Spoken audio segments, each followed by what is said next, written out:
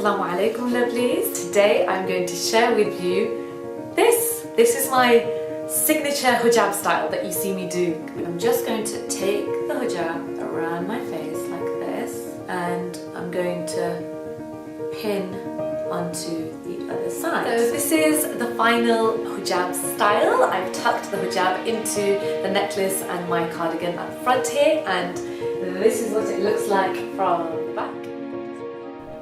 Right, so where do we begin?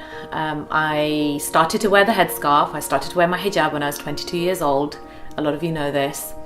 It was a spur of the moment decision and it surprised quite a lot of people in my life. And now I've decided to stop wearing the hijab. Again, it was a fairly spur of the moment decision and I know that it's going to surprise a lot of people in my life. But then when somebody like me comes out and says, okay, I don't actually want to wear it all the time anymore, and I literally get vilified for it, then is it really a choice? And because I can no longer say that I most beautifully identify with my headscarf, I think that it's time for me to take a step back from that.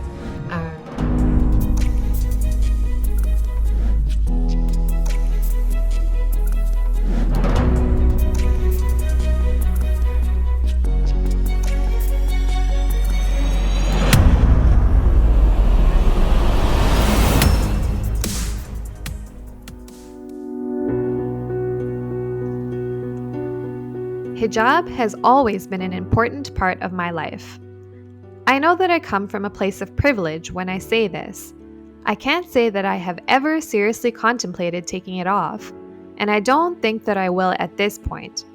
But I do know many who have struggled with it, and who have taken it off. Hijabi bloggers on social media have become quite the phenomenon in recent years. They created a space for Muslim women, and specifically hijabi women, in many areas where they were never included before, as ambassadors and models for big international brands, paving the path towards inclusion, diversity, and increased recognition for this beautiful Islamic practice of modesty.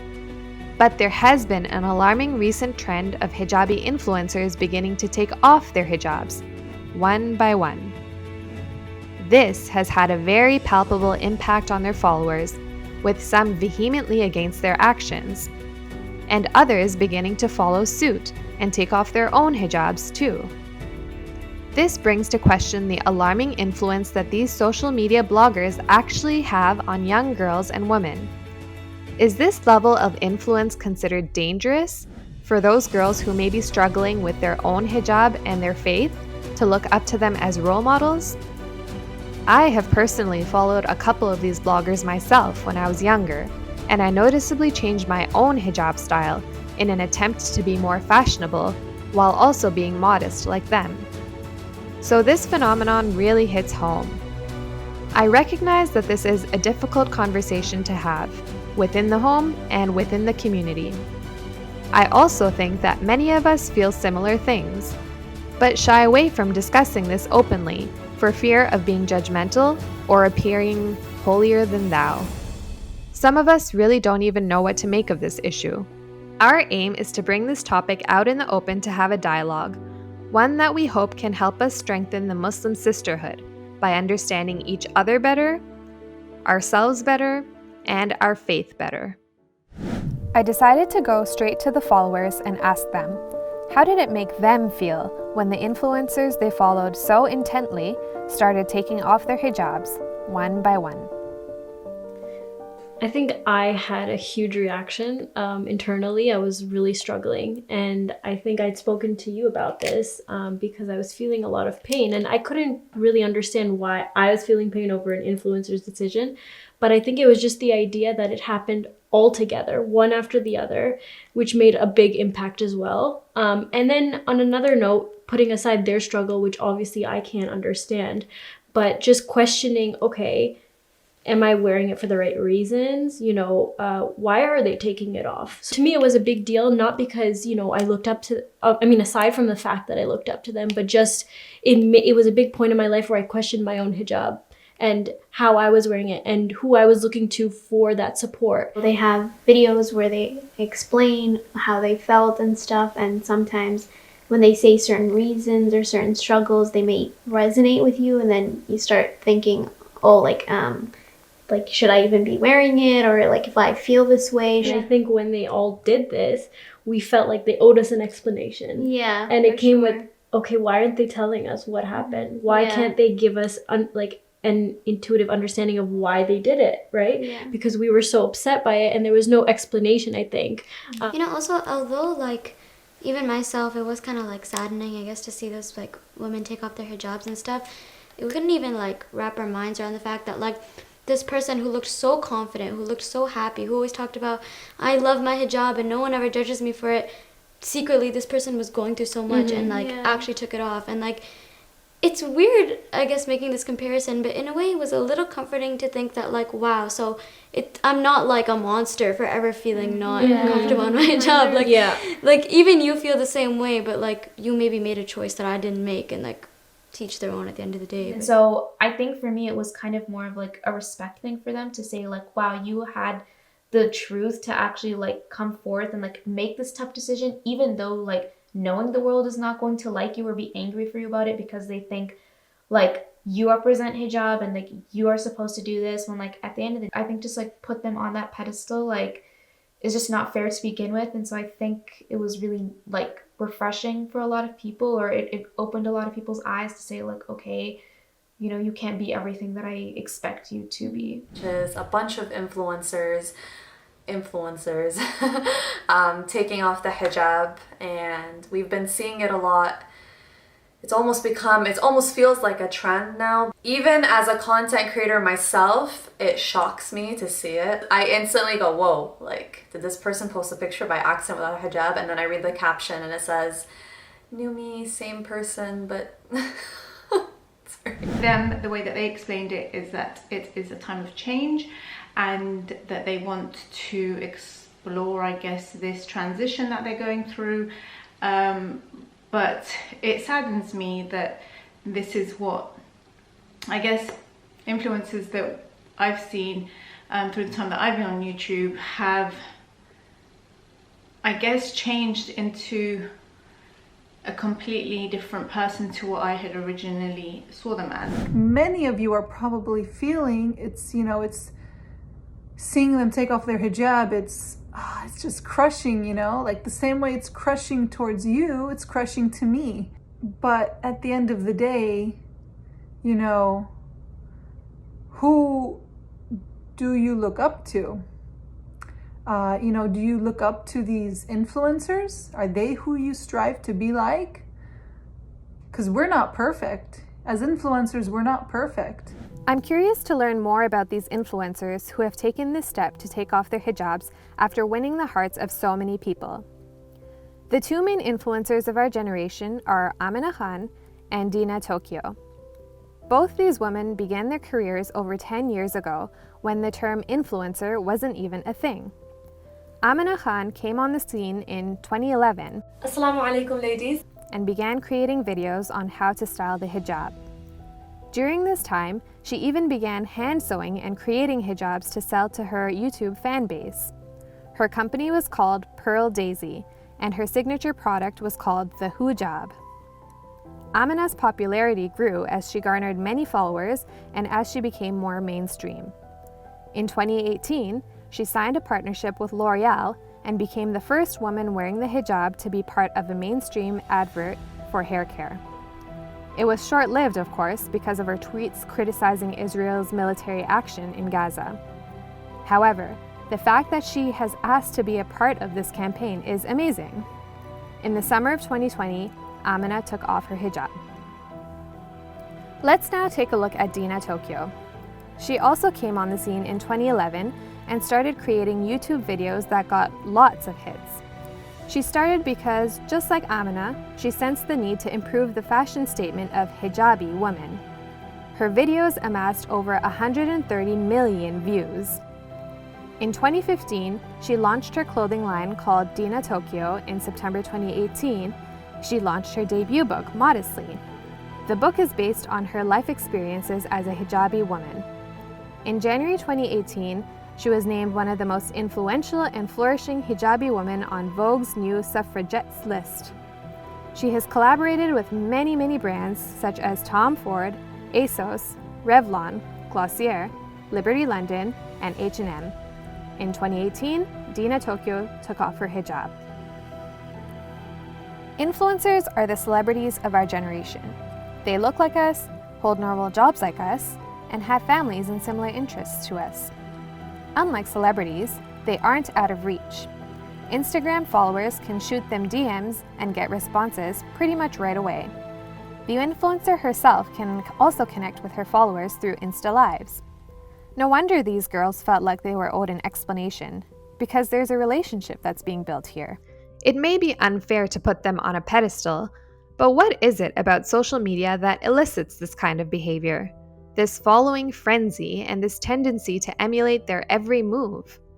I spoke to Barak Hussein, a psychotherapist also known as the Muslim counselor on Instagram, to learn more about the psychology behind social media influence. What is it about social media that draws these followers so intensely? Is it just the sheer amount of time that we spend on social media, the presence of technology at hand all the time? What is it about social media that influences us so much? So there's some theories behind that, and if you go back to your second year psychology and social psychology, there's a really great theory called the social contagion theory. And the idea that researchers postulate about that is that there's an effect, a behavior or thought put on by the initiator that the follower or that people take on without realizing that they're being influenced by the initiator. So it's almost this unconscious, subconscious awareness, okay, that they're taking on something without realizing they're taking it on. It's classic promotion. It's classic, before we had social media, magazines, and TV commercials. Yeah. Get this deal, come buy this car, get this outfit, you should look this way, you should dress that way, you should get this product. I mean, all of this was in magazines, like in your hands before, or on TV. Now it's through your phone, now it's through these devices, right? And so this idea, again, is that you are being influenced. Like sometimes, if you're hungry and you're watching a TV commercial, like back in the day, of this delicious, fried chicken, and let's say you're fasting. You're really going to want that fried chicken. You want that fried chicken for iftar tonight, right? Yeah. You see how it impacted you, and then you're going to go on this behavior. You're going to act upon this influence to get what you want. Yeah. Now let's apply this simple idea from back in the day to what we see today. It's an industry. It is like social media, and it's Instagram right now, TikTok. If you have a certain amount of this, amount of that, you get money. When it comes to taking off the hijab, do you think that there is an underlying agenda? Like you had mentioned that they're motivated by money, perhaps. Do you think there's an underlying agenda behind this behavior, or do you think it's a personal decision? I think it's a mix of everything. And we can't copy, cut, and paste in terms of what is going on with this individual. This is where judgment comes in. And I just want to be clear here. We're not judging here. We're trying to analyze, we're trying to explain and understand why is this behavior happening, right? So I just want to make sure that we're clear on that, no judgment.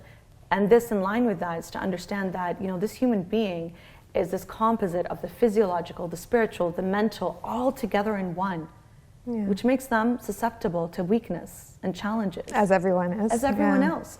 However, these people in these positions of high influence, so to speak, they're of a different mentality in terms of their self-esteem, you could say, is connected to the worth of what people say and do about them, no matter how high up they are, and no matter how much, they have thick skin.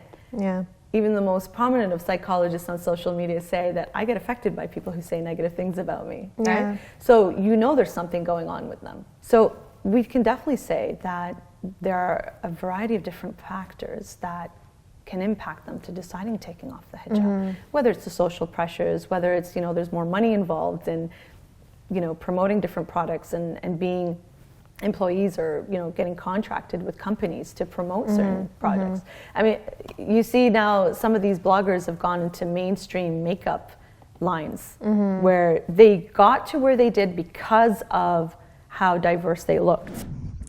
It's a warm sunny day, finally, no jacket, sky is blue, birds are chirping, so I decided to come out for a walk and I got reflecting on some of the things and one of the things was a reason that many hijabi bloggers potentially have taken off their hijab was for financial gains. And I thought that that was really interesting, and I think a lot of people in the Muslim community do think this way and they have speculated on this.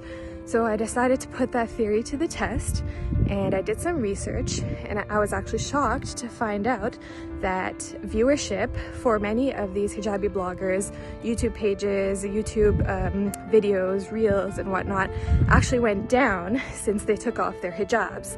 And so if viewership is a proxy for financial gains, then the opposite actually happened. So it's possible that their intention was not to get money out of taking off their hijabs. It's possible that there were other reasons. I thought it would be interesting to connect with an influencer who still wears the hijab to get a sense of what it's like for her to be in this space, both pre and post hijab removal trends. Does she feel an added responsibility as a hijabi influencer? How does she feel when her peers take this step? Does she feel a pressure to be supportive of them, even if it may not align with her views? So the producers and I got to work. We were on a mission to find someone who would be willing to give us the insight we were looking for. Yeah, hey Salam Zara. So I've been making some cold calls and so far no luck. Hi, Assalamu alaikum. My name is Zara and I am working on a documentary on the issue of hijabi influencers. Oh, not interested? Okay. Okay, thank you. Okay, they're not available? I thought they said that they were super interested. Okay, that's fine. Not interested in talking about the hijab. We haven't had much luck so far. It has not been easy getting someone to sit down and discuss this issue with us. It's understandable.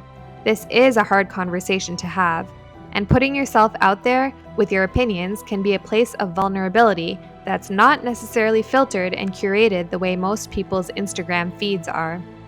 For this reason, I was very excited to sit down and speak with Khawla. She is the owner of a modest athletic brand called Dignity, which has almost 24,000 followers on Instagram. She started her brand in 2018, and although she caters to Muslim female clientele, she has also garnered interest from non-Muslims seeking to dress modestly in the workout scene. Khawla took a very strong stance on this topic through an Instagram post that went viral, so I wanted to learn more.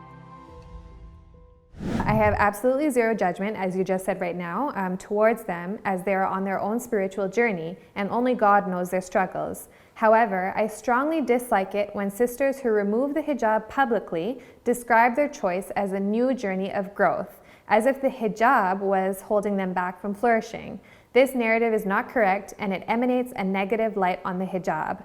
If you experience a lack of growth in your life, know that it is only because of you. Your habits, your perspective, and your mindset are what stop you from growing in any aspect of your life. It's not the hijab. So that's a pretty powerful post, and obviously given that you're a business, it may have been difficult for you to post something like this. Like, you have made it clear, you've chosen a side in a way. What compelled you to write that, and did you receive backlash from this? So at the time, there were already a few big influencers who have removed their hijab. And then there's this one specific hijabi influencer who I will not mention the name, who removed her hijab. And when she did remove it, she put a post and she wrote that she was like, this is like a new, I don't remember exactly, but like, she basically put a negative light on hijab, or something that was a bit condescending to the idea of hijab. And for me, that was like the drop the turning point for me, the drop that spilled the glass. So I was so frustrated because I was just tired. Already I live in Quebec, and you know it's hard to wear hijab, you know, because it's a lot. It's a kind of a discriminatory province, you know, not as open as other provinces. And you get stares, you get asked questions a lot, and it's already hard to be a hijabi in our times. And when a hijabi influencer who's been promoting hijab for so many years removes it because of her own spiritual struggle or her own personal difficulties, and states that now that I removed the hijab, my life is amazing, I feel good, I'm a new person, she's basically deceiving herself and deceiving her followers as well. Yeah. That made me very frustrated because I'm a person whose mission is to empower hijabis. Yeah, and here you are with your business doing all of this work to empower them. Exactly. And then these influencers who have huge following, huge influence, they just say these words, I would say not because they want to, not because they are evil, you know, that's not at all. That's not at all. It's because they have a lack of knowledge and wisdom to and they're placed in a social status that requires a lot of wisdom. Because they're, unfortunately, when you're an influencer, you are considered as a leader, even if you don't have the skills to be a leader. Right. And I think these people who are going through struggles, spiritual struggles, iman lows, relationship struggles, we've seen them. They end up removing their hijab as kind of a way to cope, to think that maybe if I remove something physical from my life will change. And in psychology, we know that when people struggle in their lives, when they have mental issues or they have relationship issues, they try to kind of change something physical, like for example, dyeing the hair, or kind of doing a tattoo, or changing their style, because changing something physical is a lot easier than changing something internal. So they end up removing their hijab, okay, and then they're deceiving their followers by saying that my life is better because, as I said in my post, like their habits are the same. Their issues, whatever issues they need to tackle, they're the same. Nothing has changed when you remove their hijab. You're just taking a step back from Allah subhanahu wa ta'ala, which is, it's okay if that's where you are, but that's not what's gonna help you get better. So then would you say that social media influencers at their caliber, or at any caliber even, regardless of how many followers you have, if you're in the public sphere, do you have a social responsibility to others, to your followers? I believe so. 100%. I believe that, yeah, if you have, I mean, we're all small influencers in our lives. You're influencing your community, influencing your friends, but especially if God gave you this great gift of being, having thousands of followers, this gift comes with big responsibility. And if you don't have the skills to tackle certain issues, like removing hijab, I feel like they should seek guidance from people who are knowledgeable, or they should, because I know they can't just close their account, and start fresh because it's their income. I would say that they have to be honest with their followers and say that I am experiencing a low of iman. I am lost. I am struggling in my life and I'm removing my hijab, but I do not encourage it. If they just were kind of honest about the real struggle they're going through, I think people wouldn't have been this heartbroken. I really want to learn more about what other people have to say, other people who are on social media, other people who are potentially influencers, and how this trend has been affecting them as well.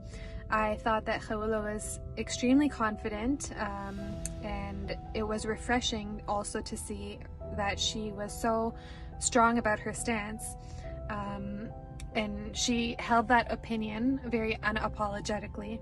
I feel that, I don't know if it's our generation or our times, but I feel like many of us shy away from taking a stance on certain things because maybe it's in the face of, or in the name of liberalism, in the name of being accepting, I'm not sure, but we kind of shy away from taking a stance or holding opinions on controversial issues, I guess. And I think it's needed. I think we need to have those conversations, even if they're uncomfortable, and we need to have an open dialogue with everyone, and I am eager to learn more from other people. I'm gonna grab some lunch now. I didn't want to continue to be something or be someone that I'm not online compared to my offline personal life. Because a couple of days ago, I stopped wearing my headscarf, and I feel like the incongruity of my not wearing it in my personal life and then putting it on for my, online videos, it didn't feel right. And I have come to the realization that because so much of my online life is spent having everyone believe that they can truly live authentically and really be themselves, and I just no longer feel like I represented that well. And so there was like a fissure of something that I was saying, but nothing that I was doing. What I want to address here is that there shouldn't be an online, offline life. There should just be your life, and you're either wanting to showcase it to the world, or you show elements of it, but you don't have to show everything. And I think what's happened along that journey is a lot of influencers feel that they have to conform to the appeal of what social media is guising as something that's beautiful or something that's appealing or something that's fashionable. And in so doing, you may get more sponsorship deals, or you may be able to represent a brand better because you don't fit into just a Muslim kind of looking face. You fit into an entire, bigger demographic maybe. And so what I found is that through my own journey, I could have been one of those that, it was very unlikely because I'm very, very much someone that decided to wear the hijab from the age of 17, let's say. I wore it at the age of 10, but when I embraced it was at the age of 16, 17. And so I wasn't going to be one of those people that removed it. If anything, I would try and find ways to embrace it. And I think what happened along that journey with maybe other influencers, just to give you like context of maybe what's going on, not to say that this is the reason that they're doing it, but more of a context to say, well, actually, it could be that they see this as their full-time job, and if they are going to be, I guess, used in a way to sell more products in order to get more deals and things like that, then they're going to need to appeal to a wider demographic. Now, I'm not saying that's the reason that they've done it. I'm just saying that that could be one of the reasons of feeling that you need to change yourself, to transform yourself into possibly something you're not necessarily. All right, some good news and some bad news. Good news. We have secured an influencer who is willing to sit down and talk to us about her experiences as an influencer and as a hijabi. Lo and behold, the bad news, she's charging $7,000 in order to do this interview, which is a Zoom interview, which would be about half an hour long. Now, she has the right to charge whatever she feels is fair to her. However, I feel like that's exorbitant. I do feel like that's a bit unfair.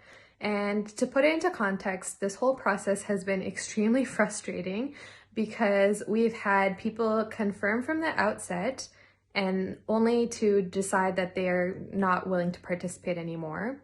We've had people schedule and actually confirm that they will be meeting with me in the morning, and that same morning they decide that they can no longer make it.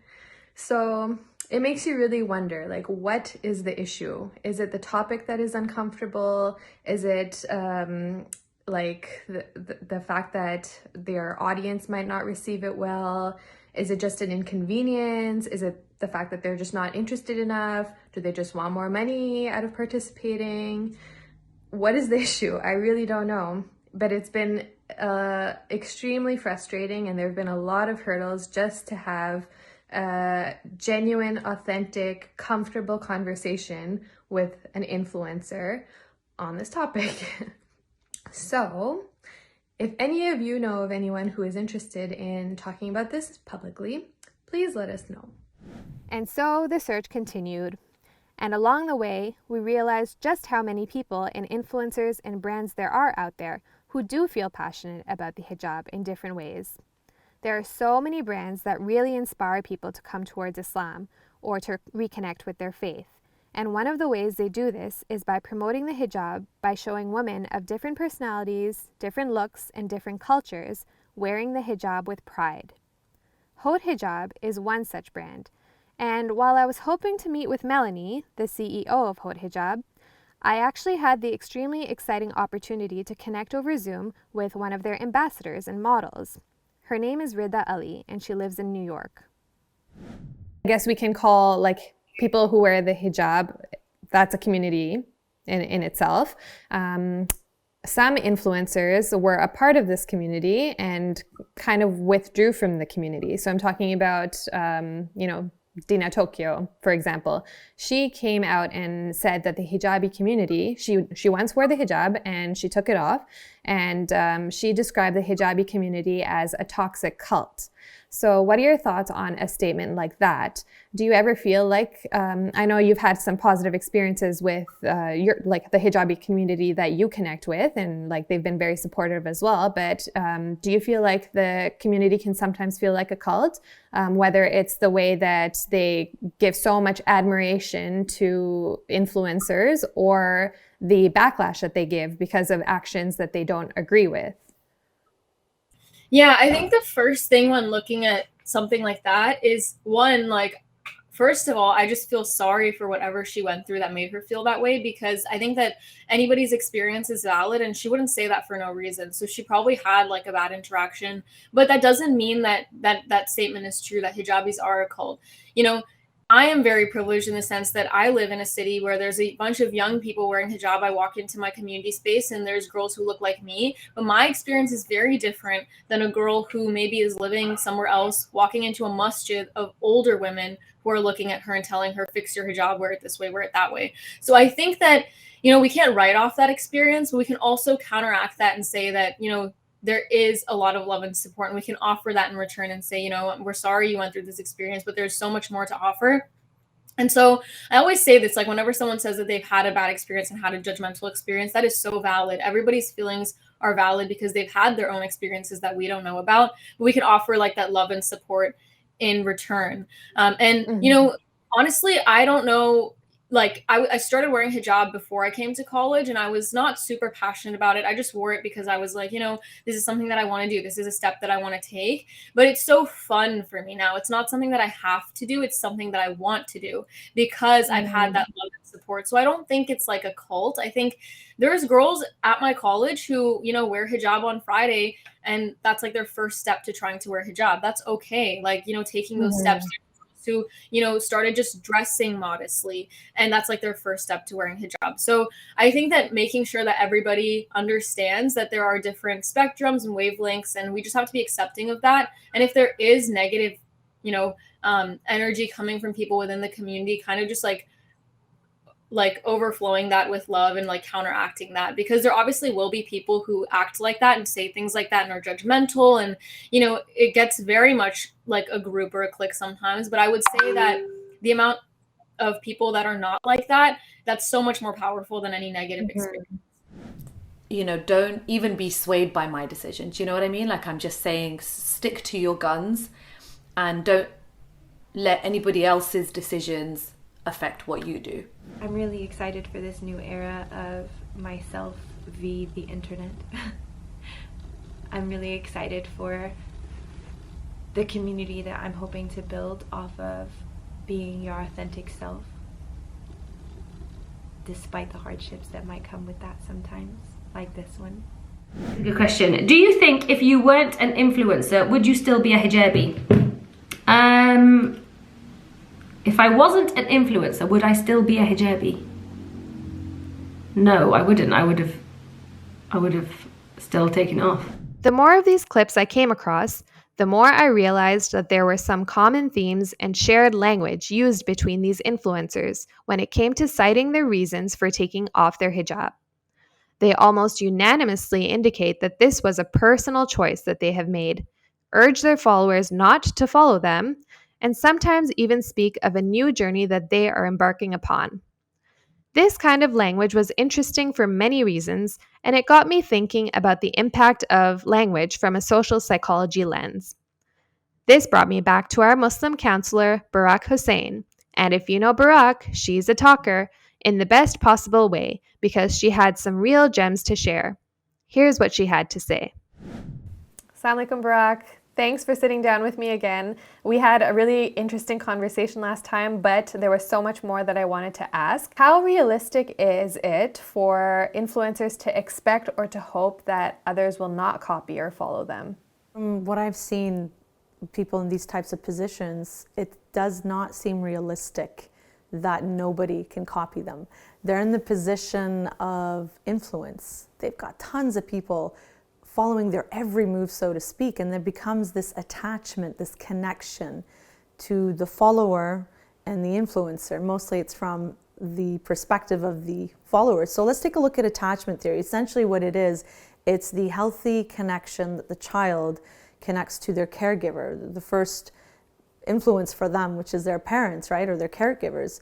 And this then helps them connect normal and social interactions with the people in the world around them. So if we apply this to, let's say, social media and this whole phenomenon of the influencer and the follower, it fits in beautifully in the sense that you have somebody who's developing an attachment but not a healthy one.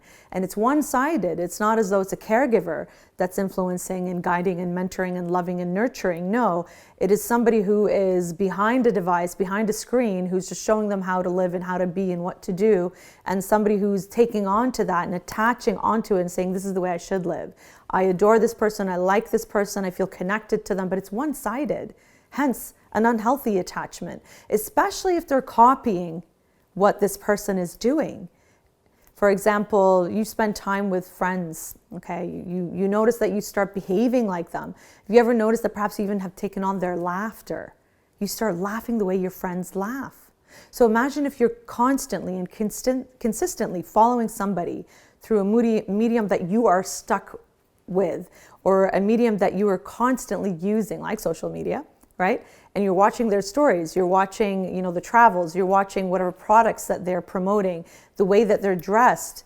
I mean, you can easily see that with some of the hijabi influencers. If they style their hijab a certain way, you see that a lot of people will start copying the way they wear the hijab, right? So to think that somebody who says, don't follow, don't copy me, don't copy what I do. Of course, it's unrealistic. This person has developed this unhealthy attachment and connection to somebody who has a deep impact on their life. And this is also related to the social contagion theory, which we discussed earlier before, in terms of how they're being influenced by the initiator without them realizing that they're being influenced. We know how important this is, especially in this day and age. We see how it's impacting our young minds. And especially when we're trying to form our identity, make our presence known in this world, especially as women with hijab. There's been so much confusion with Western feminism and the Western lens and this whole idea of autonomy. Absolutely. So it's really important that we discuss this at this level, psychologically, how it impacts us, but also looking at the decisions that we make moving forward in terms of how we choose to be influenced by people around us. So inshallah, we'll speak again. Take care. Assalamu alaikum. And I would like to think that in the future, those influencers that decided to remove their hijab actually come back to wearing their hijab. Like, I'm not going to lose hope and think, well, they're not going to wear it in the future. They may do. They may be going through their own unique journey with the hijab and with the struggle that comes with it. It's tough. Like, I understand it, and I went through that journey myself, which is why I stepped back. I could see that social media and content in general online was able to manipulate the way I was thinking and to question my own identity, whether it was through, beauty ideals or in ways that made me really question. When I would see those images, I would find some inspiration from, a lady that is wearing her hijab, maybe slightly showing her hair. I would say, that looks nice, and then I start to disconnect from the fact, well, is that really what hijab is supposed to be? No, it's not. Okay, let's reel that back in. Let's not show hair. Let's not show the fringe. Our producers were still not able to secure an influencer who was able to sit down with us and have this conversation. just to give their perspective on things, which is obviously a missing piece of the puzzle here, influencers being the topic of discussion.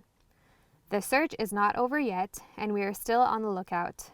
But nonetheless, just in the nick of time, Malika Ibrahim, aka Hijabi Heroes, showed up in town.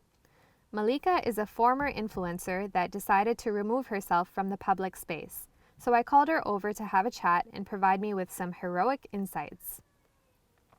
Okay, the infamous Hijabi Heroes.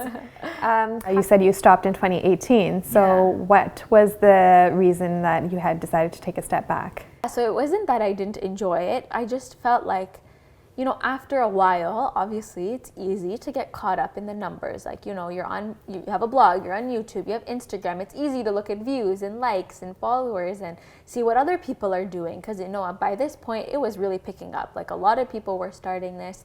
Again, it just starts like people would post about their life. People liked it and they continued, you know, and they would gain a lot of traction. And for somebody like me, it would be like, oh, I want to, obviously it's natural to have that little feeling of I want to be like them, or I want to get to this success level or work with this brand. And it's easy to get caught up in that. But I think for myself, it was very difficult to support things I didn't support. You know, I'm not the perfect hijabi. I can't say my hijab is perfect. So on one hand, who am I to be even saying like, oh, my hijab is better than somebody else's? But on the flip side, I know I have certain values and I wear my hijab in a certain way. You know, for one thing that I like to kind of keep myself accountable on with my hijab is if I've gotten to a certain level, don't go back. I'm wearing long sleeves, I don't need to start wearing 3/4 now. Like, I'm already comfortable wearing long sleeves. Why would I now go backwards, you know, so to speak? But when you're in this space, it's very much like there's a pressure, at least I felt a pressure to support everybody. And again, not that I wouldn't be supporting my fellow hijabis, you know, but at the end of the day, like, I have a platform, I'm accountable for what I say, and with so many people paying attention to you, you know, you have to make sure like what you're saying is really what you believe. And I felt like I couldn't do that anymore, you know, I couldn't be my authentic self and have my own values on hijab while also outwardly saying, oh, but this is still hijab, but this is still hijab, when it's like two completely different looks on hijab. I couldn't say both are hijab because in my heart I didn't believe that. And I found it very difficult. So I thought, you know what, I need to see is my message is right. I don't think my message is wrong, but is the medium I'm delivering that message through maybe not the best? And that's really why I chose to, you know, step back. Okay. I think hijab is a personal expression of a woman's faith, or is it more of a social communal one? Because lately there is a big push towards individualism, you do you, boo, that sort of thing. Yeah. So is hijab a personal choice or a social choice, I guess? I think, you know, it's a little bit of both. You know, at the end of the day, Islam was never founded to be an individualistic religion. Yes, everybody goes through their own journey with Allah. Everybody goes through their own struggles. What you're tested on is not what I'm tested on. What you find easy is not what I find easy. So of course, it's very individual in that regard. But at the end of the day, there is a focus on having this communal aspect. That's, you know, why is praying your salat in the mosque with others in congregation better than praying it at home on your own, you know? Because that's, you know, Islam is made to be that way.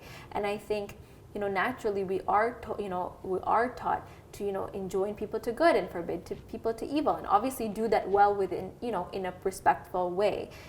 So I think there's definitely aspects of both, but I think this push to individualism is a little bit tricky, because this you do you mentality personally is something that I think can be very destructive, you know, because that kind of takes away your responsibility to all the other people around you, you know, that I can do me and you can do you. Yes, of course, you know, you will go through what you're going to go through, and you're going to choose, you know, face maybe the same situation. You might handle it differently and I might handle it differently, but at the end of the day, like, especially in the context of like having a community that you have built, you know, and that people look up to you, I think it's very difficult to then be like, okay, you're on your own, like I'm doing my own thing.